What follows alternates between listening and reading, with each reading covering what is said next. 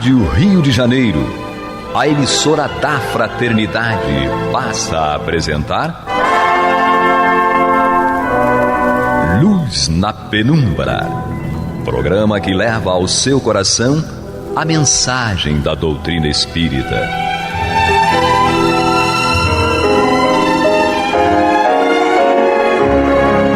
E com vocês, Eduardo Araújo, para o estudo de O Livro dos Médiuns, da obra codificada por Allan Kardec. Olá, prezados ouvintes da Rádio Rio de Janeiro, sejam todos muito bem-vindos para juntos estudarmos o Livro dos Médiuns de Allan Kardec, na companhia de Paulo Renato. Seja bem-vindo. Obrigado, que Deus nos abençoe. E Maria de Fátima Miranda. Muita paz.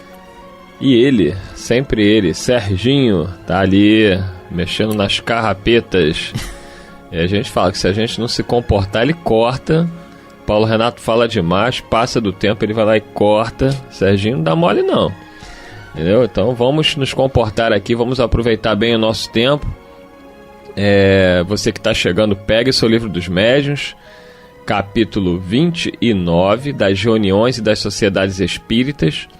Já falamos sobre as reuniões frívolas. Hoje iremos estudar o item 326, as reuniões experimentais.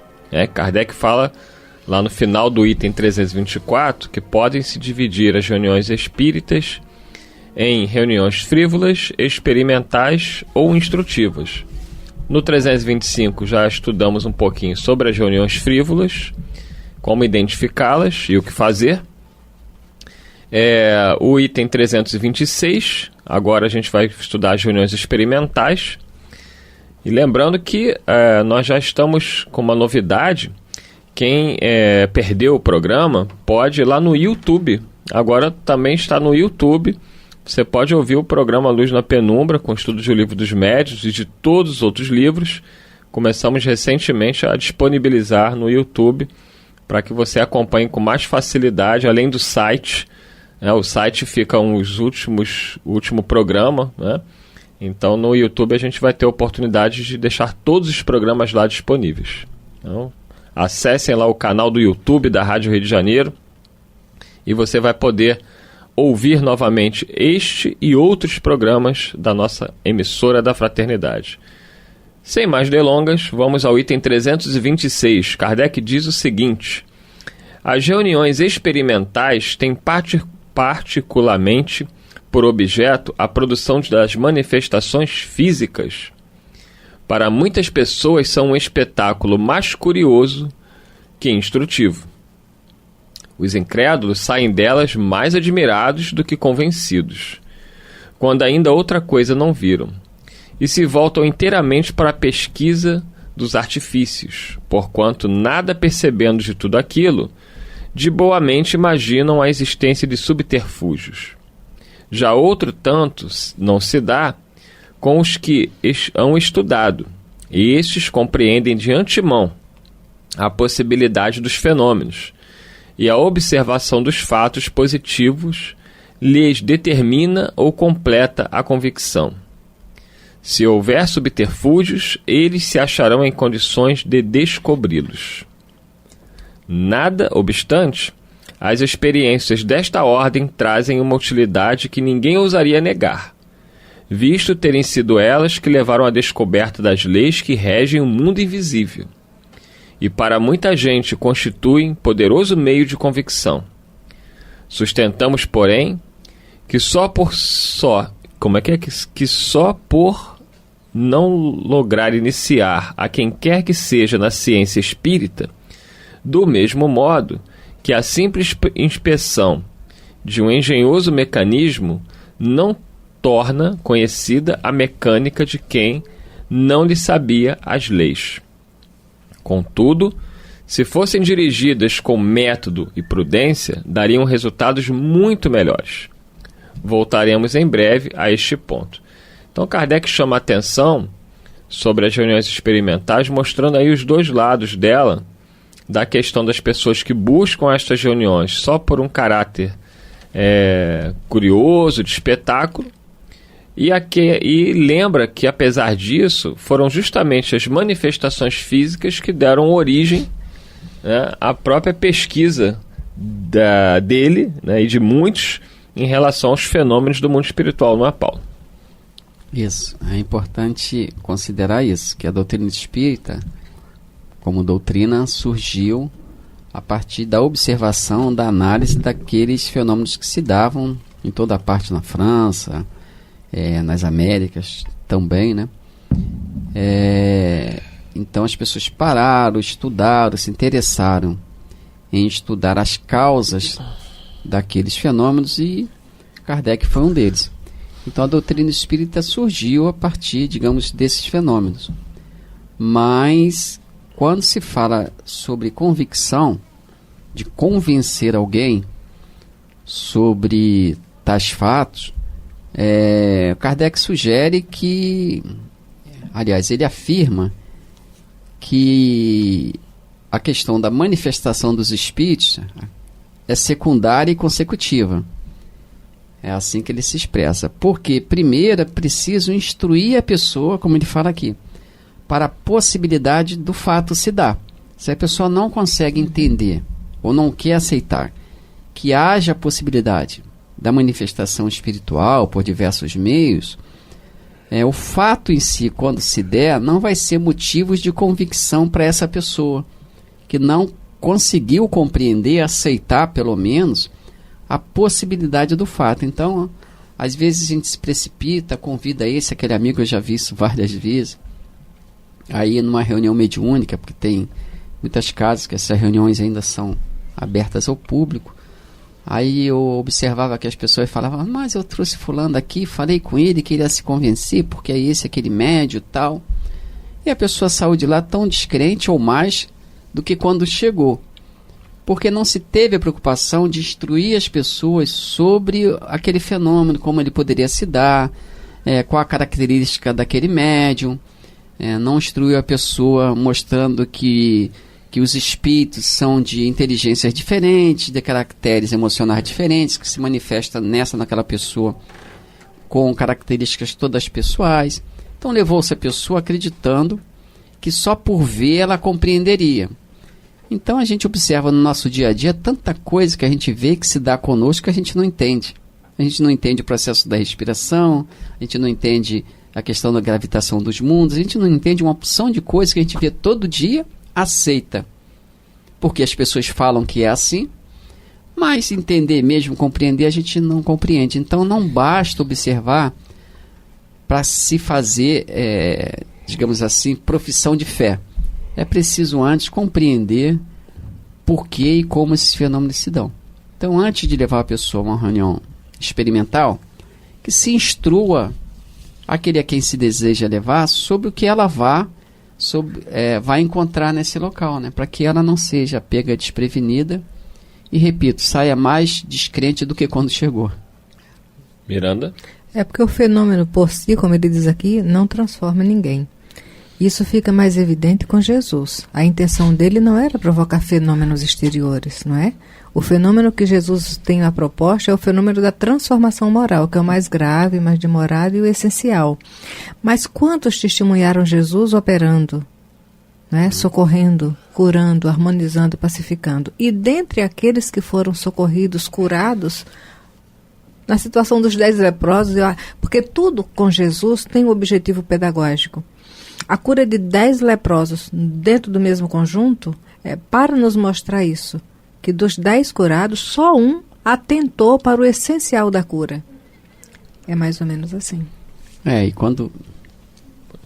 quando Jesus curou um cego, os fariseus se exaltaram e falaram, agora vimos que tu tem demônio, que ninguém pode fazer o que tu faz se não tiver pacto com Beelzebu.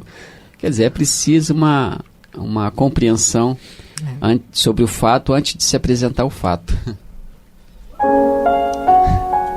Você está ouvindo pela Rádio Rio de Janeiro o programa Luz na Penumbra, com o estudo de O Livro dos Médiuns, na apresentação de Eduardo Araújo. Estamos de volta, prezados amigos, ouvintes da Rádio Rio de Janeiro. Você que está chegando, nós estamos estudando o Livro dos Médiuns. Estou aqui na companhia do Paulo Renato, da Maria de Fátima Miranda. Estamos no capítulo 29 do Livro dos Médiuns. O item que nós lemos é o 326. Nós vemos aqui, Miranda, que a Kardec coloca as reuniões experimentais no sentido de, na época, né, havia uma ênfase muito grande nas manifestações físicas. Nós temos hoje reuniões experimentais, mas as manifestações físicas elas estão cada vez menores. O que está acontecendo? Por que não existem mais tantas manifestações físicas como antes? Eu acho que as manifestações físicas estão acontecendo com a população na rua, a grande massa, entendeu? E convidando eles a buscarem o socorro da orientação espiritual. E aí, Renato? O objetivo dos espíritos, quando promoveram o que Arthur Conan Doyle chamou de a grande invasão, era trazer à Terra a mensagem de Jesus num colorido, digamos assim, que a doutrina espírita nos dá. Jesus veio para complementar os ensinamentos recebidos por Moisés no Sinai e disse que mandaria um outro Consolador, que ficaria eternamente conosco e que nos relembraria tudo quanto ele disse e daria informações mais ampliadas. Então a doutrina espírita surgiu no mundo, atendendo a essa finalidade que Jesus nos avisou, né? Falando sobre a vida, sobre a morte, sobre a necessidade do bem, sobre o futuro, o progresso permanente do espírito. Então a doutrina está materializada nos livros. Os benfeitores cumpriram com as suas obrigações.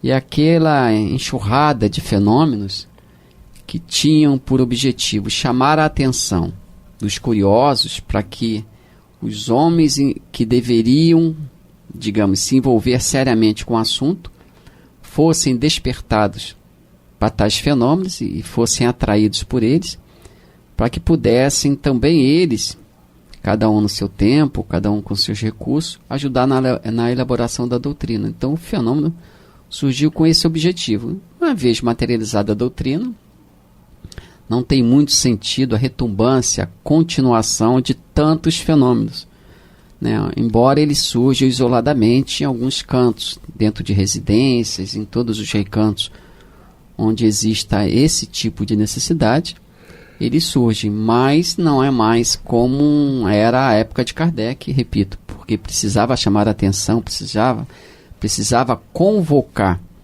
né? Era uma convocação, os fenômenos eram uma convocação àqueles que deveriam, repito, participar da sua análise, da sua investigação, aqueles que tinham condições. Era uma convocação, um toque das trombetas, para que despertasse aqueles no sentido de investigar os tais fenômenos e chegarem às causas dos mesmos. Então Jesus também curava com essa intenção. A cura era, repetindo a imagem, a cura que Jesus promovia era um toque de trombeta, para despertar os incautos, os que adormeciam, no sentido dos valores espirituais, para que com a cura eles encontrassem em Jesus a sua proposta. Uhum. Porque Jesus em várias situações falava: não falo por mim mesmo, falo do que eu ouvi do meu Pai. Ninguém pode falar do céu senão daquele que de lá desceu. Tudo quanto vos tenho dito, eu digo porque eu ouvi de meu Pai, né? Há muitas moradas na casa do meu Pai, etc, etc. Quer dizer, com a cura, Jesus, na busca da cura, Jesus acrescentou aquilo que era de valor real para o espírito. Então, os fenômenos realmente materiais não têm muito sentido, embora, repito, ainda existam. A doutrina espírita está aqui, entre nós, é preciso estudá-la com dedicação, com seriedade, assim como devemos estudar o Evangelho de Jesus com seriedade. Às vezes a pessoa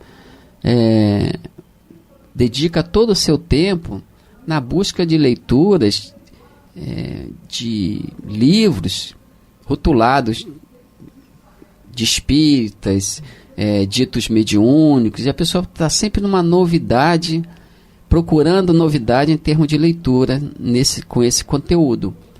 Mas os espíritos foram muito claros e objetivos. O objetivo da doutrina é trazer de volta o ensinamento de Jesus nas suas bases primeiras. Isso não é igrejismo, isso não é fanatismo, nem nada. Esse é o objetivo da doutrina. Isso está muito bem explícito, muito bem colocado em todos os pontos da doutrina espírita. Né? Estudar o Evangelho de Jesus com a outra ótica, com outros olhos. Então, retomar a Bíblia, né? o livro sagrado, como se diz, né? Retomar a Bíblia para lê-la continuamente com seriedade, não é, repito, fanatismo, não é igrejismo, não é isolamento da doutrina. Porque nós tomamos de uma ferramenta nova, que são os ensinos dos benfeitores espirituais, para tentar entender Jesus. Porque nos dizíamos sempre cristãos, cristãos, cristãos, e sempre magoamos, sempre ferimos, sempre matamos em nome daquele que morreu por nós. Então é sinal que a nossa interpretação sobre os seus ensinos estavam no mínimo distorcidas. Então, repito, os benfeitores espirituais, com a permissão de Jesus, sob as ordens do Cristo, trouxeram uma lente nova para que pudéssemos enxergar os ensinos de Jesus como eles são em realidade. Então, vamos conjugar os ensinos do Evangelho, do Novo Testamento, porque Jesus mesmo mostrou, e foi a função do Paulo, de todos os apóstolos, mostrar a grandeza do Cristo, do seu ensinamento em relação à sua superioridade em relação ao Antigo Testamento. Alguns fariseus falaram para Jesus sobre Davi, né? Mas como é que pode, né? Se diz que Jesus é filho de Davi, Jesus fala não, porque está escrito lá que Davi falou que o meu Senhor se assentava do lado, né? Que Davi se assentava do lado do meu Senhor. Né? Se Davi se chama de meu Senhor, né, ao Senhor, como é que Jesus está abaixo de Davi? Então Davi era um mensageiro seu. Então Jesus coloca isso muito bem quando fala de Davi, mostrando o quê? Que houve sempre mensageiros na terra enviados pelo Cristo para falar dele, com outros rótulos, meu Senhor, seja lá o nome que se dê. Mas todos esses grandes mensageiros se colocavam na questão espiritual abaixo do Cristo como os seus enviados. Então, os espíritos benfeitores não vieram substituir o Cristo. Nós não seguimos os grandes benfeitores que trouxeram a doutrina espírita, que escreveram atrás do Chico. Nós seguimos a Jesus. Eles são os seus intérpretes. Como Jesus falou que repetiu o que ouvia de Deus, esses grandes benfeitores repetem o que conseguiram aprender dos ensinamentos de Jesus. Então, repetimos para que sejamos cristãos verdadeiros.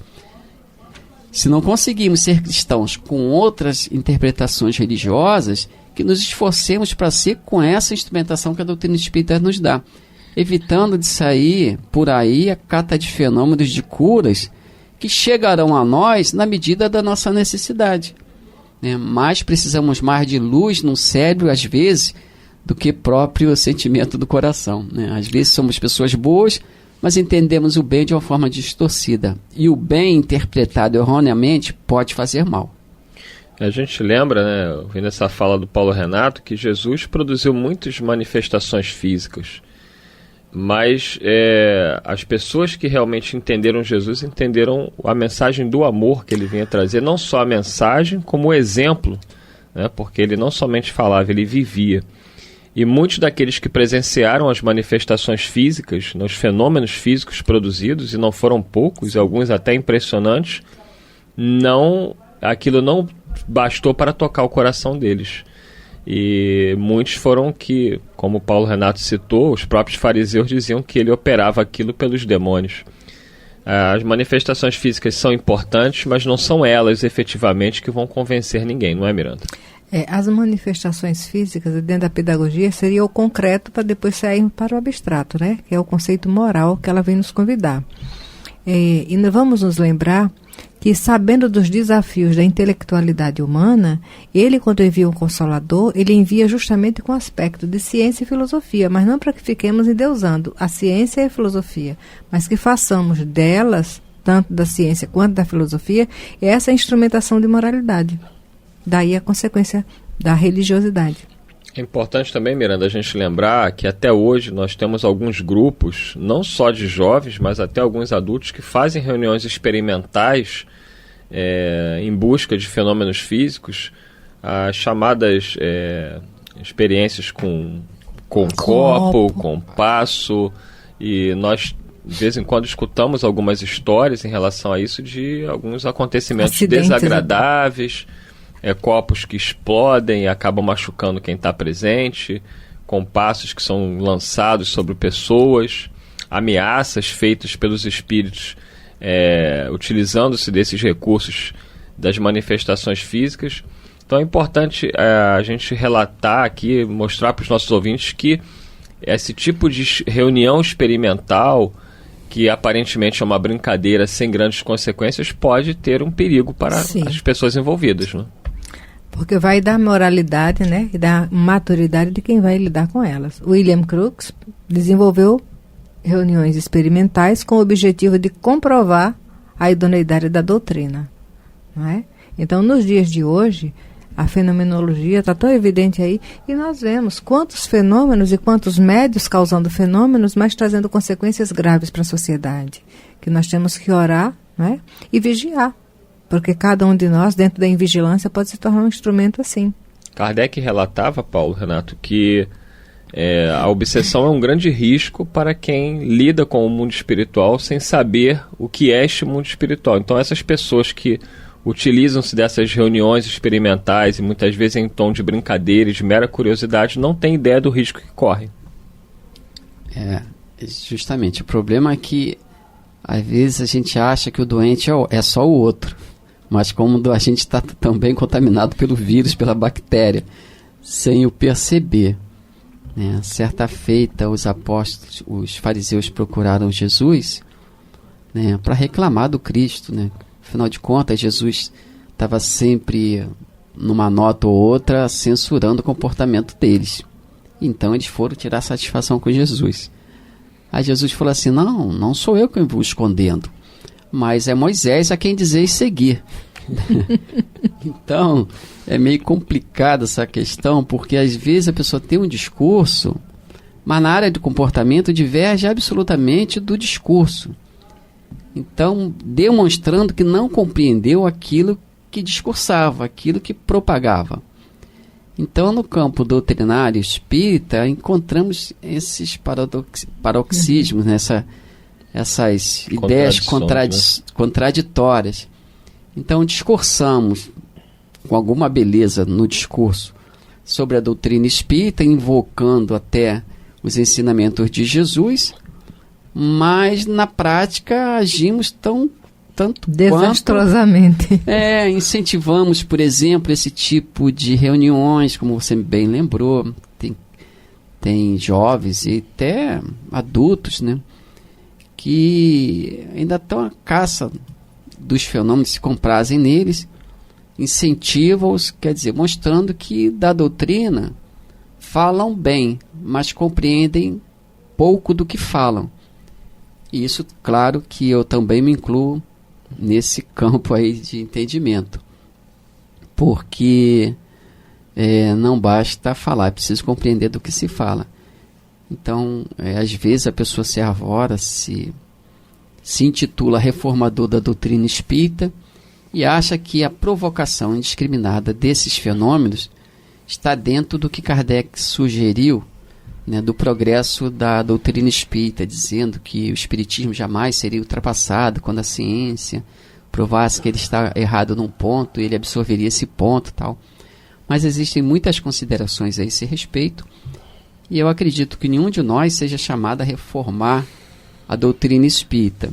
Então, tirar tempo do estudo, do trabalho sério na doutrina espírita, para se dedicar com alguma exclusividade à produção de fenômenos que podem não ter resultados muito bons, eu acho que é demonstrar a falta de conhecimento doutrinário.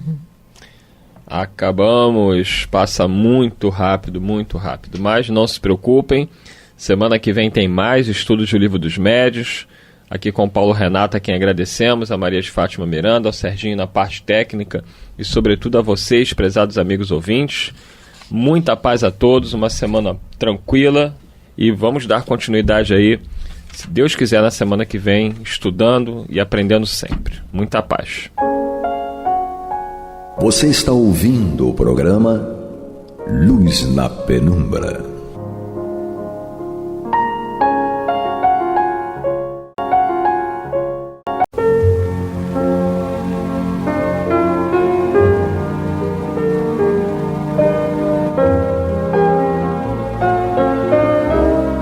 A Rádio Rio de Janeiro está levando ao seu lar e ao seu coração a mensagem consoladora da doutrina espírita, através do programa Luz na Penumbra.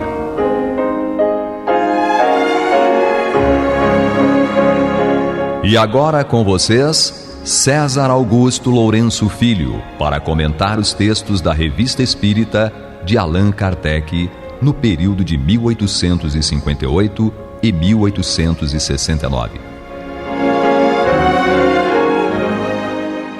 Queridos amigos, vamos reiniciar o nosso trabalho, o nosso estudo da Revista Espírita. No programa anterior, nós nos ocupamos da matéria intitulada Período Psicológico, inserida por Kardec no exemplar de abril de 1858 da revista. Em síntese, constou de uma análise do progresso da ciência épica e do progresso vislumbrado para o espiritismo. Kardec predisse uma continuação intensa do progresso da ciência e também uma intensa propagação do espiritismo, representando grande avanço na abordagem dos problemas psicológicos do ser humano. Isso foi o que nós estudamos no programa anterior.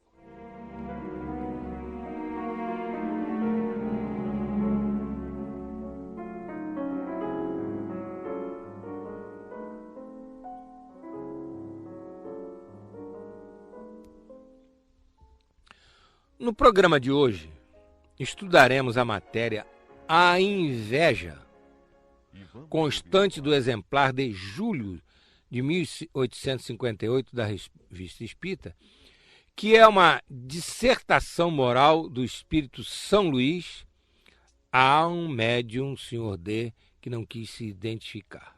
Então, o nosso programa hoje é sobre um assunto de absoluta atualidade, porque trata da inveja.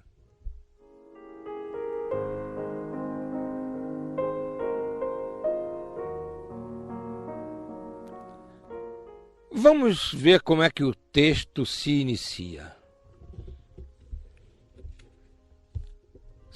É Kardec falando. São Luís nos havia prometido uma dissertação sobre a inveja para uma das seções da sociedade. Aqui Kardec está se referindo à Sociedade Parisiense de Estudos Espíritas. O Sr. D, que começava a desenvolver a mediunidade e que ainda duvidava um pouco, não da doutrina, da qual é um dos mais fervorosos adeptos, compreendendo na sua essência, isto é, do ponto de vista moral, mas da faculdade que se lhe revelava. Então aí foi evocado São Luís, em particular, que lhe dirigiu a seguinte pergunta: podereis dissipar minhas dúvidas, minha inquietação relativamente à minha faculdade mediúnica, escrevendo por meu intermédio a dissertação que prometeste à sociedade para terça-feira, 1º de junho? Reparem como o Sr. D foi absolutamente específico, dirigindo-se ao Espírito São Luís. É aquela mensagem que prometeste à sociedade para terça-feira, 1º de junho. Pode ser dada por mim agora aqui? Resposta do Espírito São Luís: sim. Falo-ei para te tranquilizar.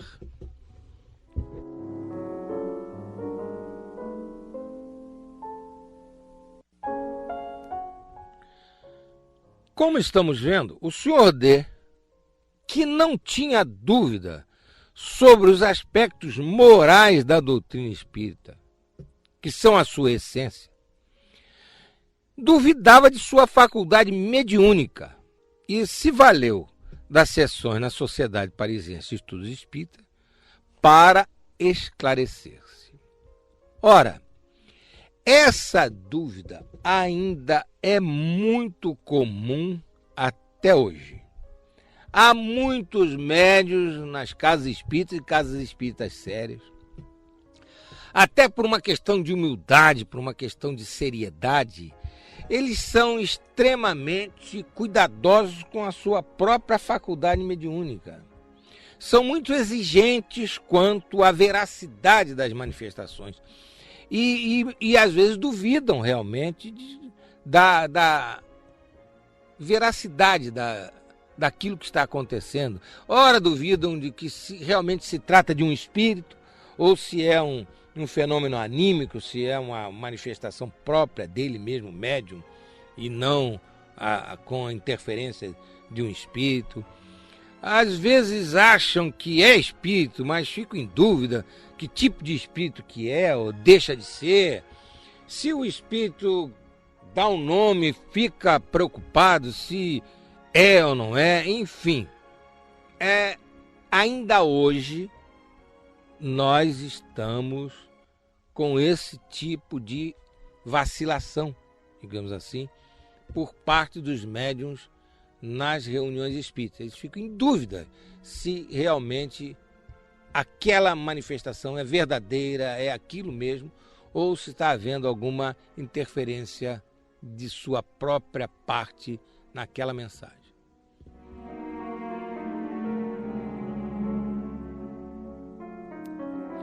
A propósito disso, vale dizer que é do conhecimento daquilo que a doutrina nos ensina e da prática mediúnica que os espíritos, sejam os espíritos superiores, sejam os espíritos inferiores, eles têm que se valer para a manifestação do cabedal do médium, daquilo que o médium já possui de conhecimento, principalmente os espíritos superiores. Eles, quando o médium já tem conhecimento suficiente, tem embasamento para desenvolver uma ideia que eles sugerem, eles dão aquela intuição ao médium a respeito do assunto, do segmento, e o médium, até de moto próprio, com o seu próprio conhecimento, ele desenvolve aquela linha de raciocínio por tudo que já aprendeu na doutrina, etc.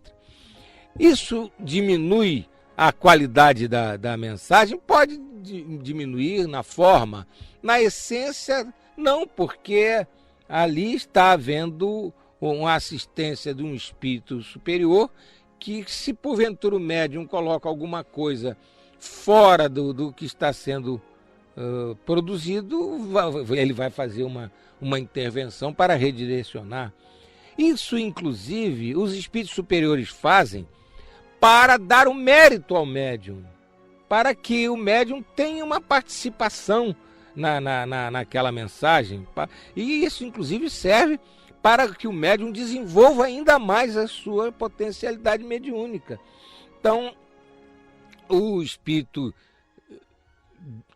diminui um pouco a sua influência vibratória direta no médium e apenas vai induzindo, vai estimulando, vai lhe dando aquelas intuições para que ele desenvolva a mensagem. Então, o médium não deve, de forma alguma, ficar prejudicando a manifestação, criando bloqueios por excesso de humildade, muitas vezes, por excesso de humildade, achar que não é digno de receber uma mensagem de um espírito que tem uma evolução espiritual maior. Então, a humildade em tudo quanto que se faz na vida é importantíssimo, mas o excesso de humildade, a criatura se minimizando, se subdimensionando, se restringindo, ela, numa situação como essa, prejudica a mensagem que o espírito quer dar.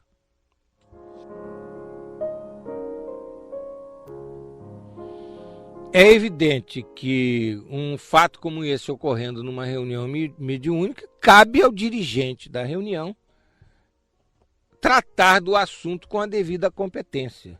Ele precisa analisar, verificar, conversar com o médium, ver de que forma a manifestação se dá, etc., para, com análise crítica, com o mergulho profundo na situação, nos fatos e no que está ocorrendo, ele chegar a um juízo de valor consciente, chegar a um resultado consistente e tranquilizar o médium a respeito da sua atividade mediúnica. E se porventura estiver havendo mesmo uma interferência indevida do médium nas comunicações, ele, dirigente da reunião, vai saber orientar o médium, vai saber fazer com que o médium modifique aquela postura indevida.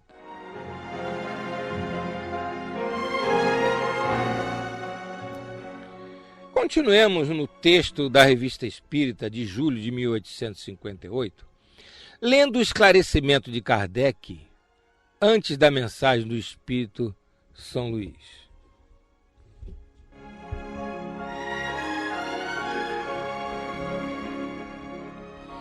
Então, depois daquela primeira pergunta, em que São Luís diz que ia dar a mensagem pelo Senhor D para tranquilizá-lo, para ele sentir que estava realmente com a faculdade mediúnica dele direitinho e ia ser um bom médium, Kardec faz a seguinte observação. Notaremos que o Senhor D se dirigia a São Luís com o coração puro e sincero, sem segundas intenções, condição indispensável a toda boa comunicação.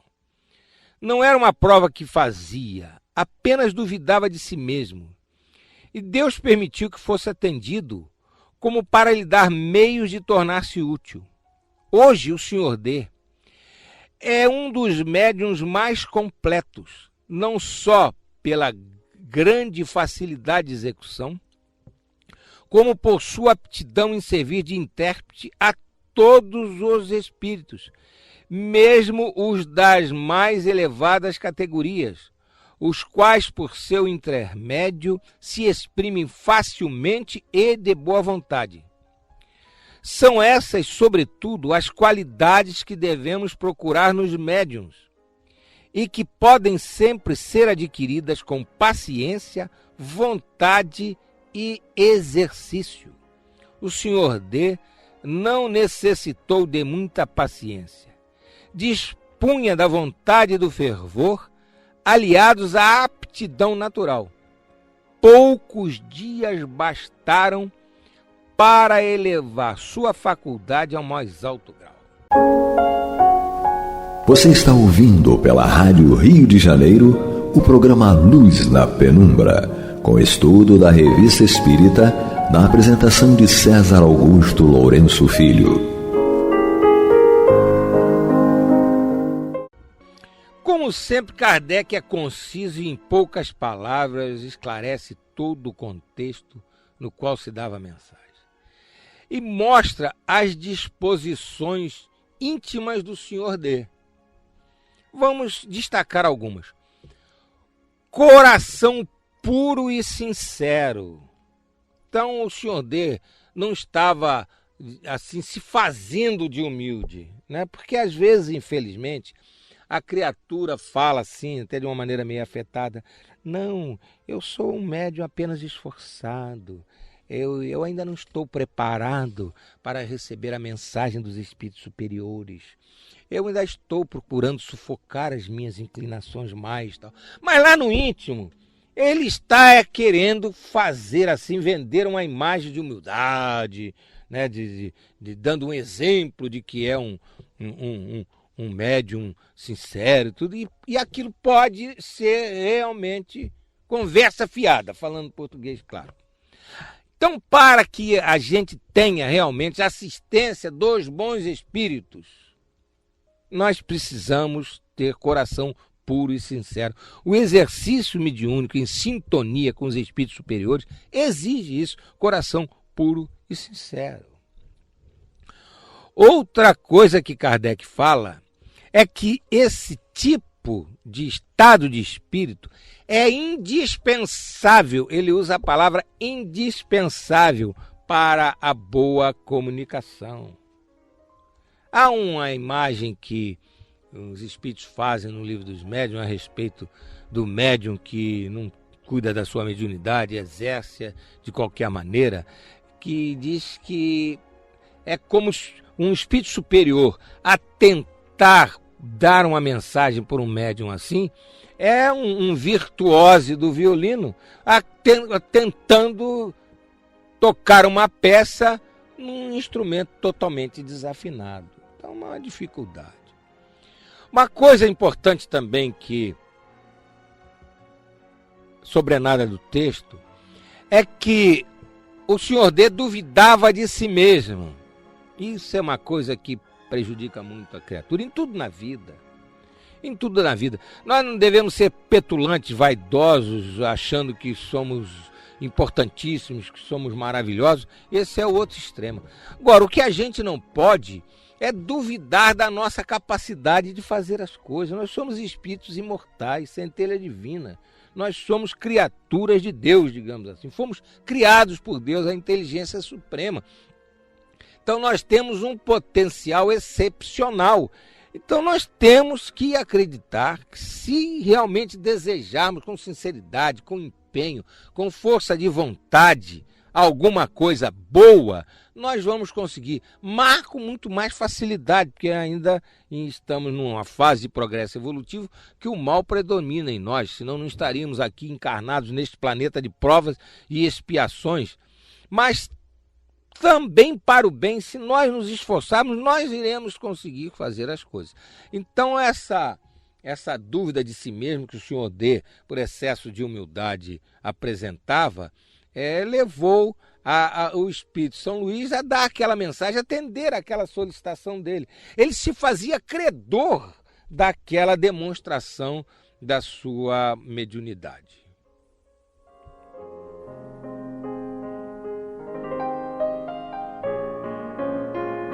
Referindo-se ao Senhor D, Kardec fala que ele se tornou um dos médiuns mais completos da Sociedade Parisiense de Estudos Espíritas e passou a ter enorme facilidade de servir de intermediário a todos os tipos de espíritos. É interessante, porque há pessoas, e nós conhecemos uma pessoa assim, que dizia que a mediunidade dela só permitia que ela recebesse espíritos superiores, que pela mediunidade que ela possuía, ela realmente não dava passagem para espíritos inferiores. E então essa pessoa começou a ter atitudes assim muito messiânicas demais para o nosso gosto. E em determinada ocasião, fizemos uma contestação, umas coisas que o espírito dissera, e ela, com a maior sem cerimônia, disse: mas você tem a petulância de contestar o que diz o meu guia espiritual? Pois você saiba que o meu guia espiritual é São Estevão, o primeiro mártir do cristianismo, e deitou uma falação nos reduzindo à expressão mais simples. Então ficou explicitada a situação de presa dos espíritos fascinadores que aquela moça estava, e daí para frente ela foi objeto de um atendimento especial na reunião de desobsessão da casa.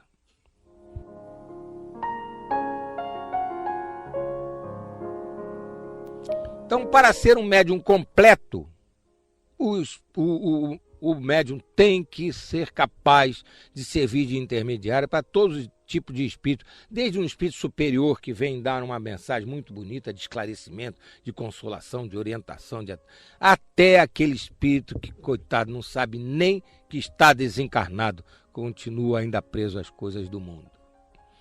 Enfim, para que a mediunidade chegue a esse ponto, Kardec enfatiza: ela tem que ser desenvolvida ou educada com paciência, vontade e exercício. O Senhor D foi uma exceção, porque levou poucos dias. É porque ele já estava nesse nível, apenas não sabia que não estava.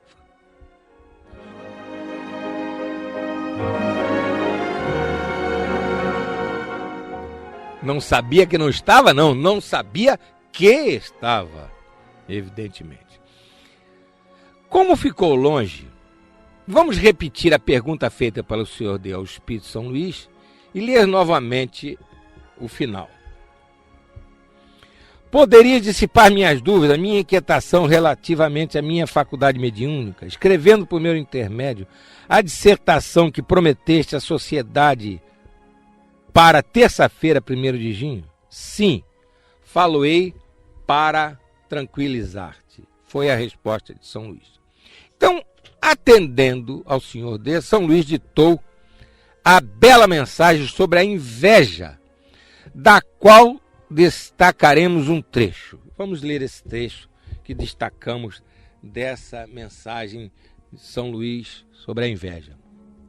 Fazei a vossa felicidade, o vosso verdadeiro tesouro na terra, das obras de caridade e de submissão, as únicas que vos dão entrada no seio de Deus. Estas obras do bem farão a vossa alegria e a vossa felicidade eterna. A inveja é uma das mais feias e mais tristes misérias do vosso globo. A caridade e a constante emissão da fé farão desaparecer todos esses males, que serão um a um à medida que os homens de boa vontade vos seguirem, se multiplicarem.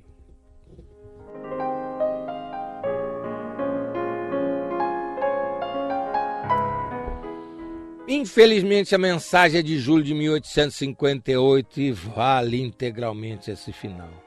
Ainda a inveja é uma das misérias deste mundo. A inveja realmente é uma coisa extremamente destrutiva. A criatura invejosa não tem sossego, não tem paz. Vive atormentada pelo sucesso alheio.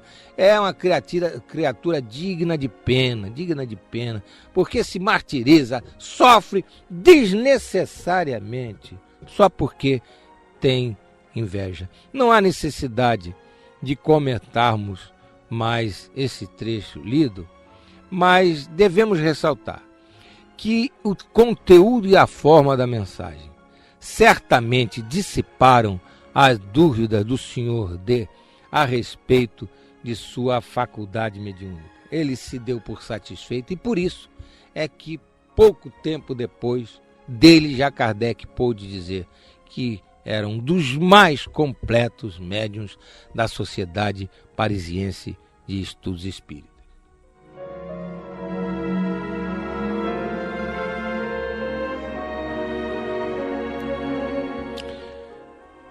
Nós fazemos votos de que o estudo de hoje tenha servido de estímulo para toda e qualquer pessoa que procura colocar a sua mediunidade a serviço do bem, sendo espírita ou não sendo espírita. Que essa criatura possa estar sentindo sempre a presença amorosa do seu guia espiritual, dos seus espíritos afins, que ela possa ser sempre segura, firme, persistente no seu trabalho mediúnico voltado para o bem. Não esmoreça diante dos obstáculos que de vez em quando acontecem no exercício da mediunidade. Que esteja sempre com amor no coração, com desejo de servir, com a preocupação de ser solidária com as criaturas que precisam da intermediação com o mundo dos espíritos para consolarem-se, para terem suas lágrimas minoradas. Enfim, que todos aqueles que têm a faculdade mediúnica possam estar sempre colocando-a a serviço da pátria espiritual superior. E que também cada vez mais estudem a doutrina espírita. Não há nenhuma incompatibilidade em conhecer a doutrina espírita e exercer a mediunidade. O conhecimento da doutrina enternece a pessoa, desperta para os verdadeiros valores espirituais da vida, faz com que ela cada vez mais tenha aquele desejo de domar as suas inclinações mais, faz com que ela cada vez mais esteja disposta a amar e servir, para cada vez mais se esforce para ter o coração puro, ser sincera, desejosa de realmente fazer o bem. E tudo isso facilita enormemente o exercício da mediunidade e dá cada vez mais segurança ao médium para não se tornar alvo dos maus espíritos.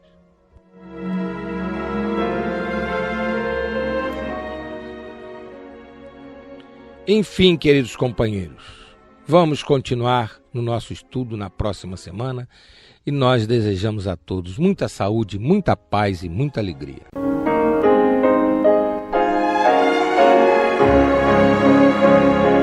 E vamos ouvir agora a prece de encerramento de nosso programa, na voz de Geraldo de Aquino. Jesus, dá-nos coragem para a luta, piedade para os insultos e misericórdia para as injustiças e ingratidões.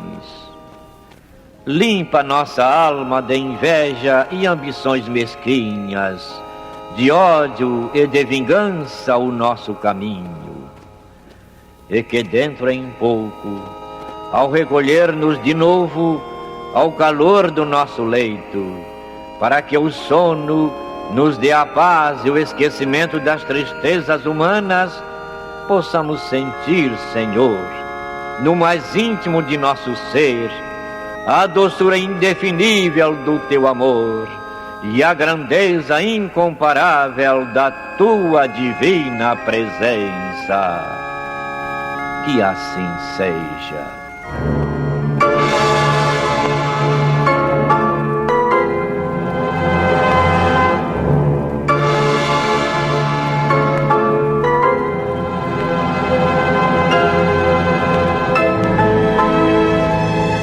Acabamos de apresentar o programa Luz na Penumbra, que voltará a ser apresentado amanhã às 21 horas nesta emissora.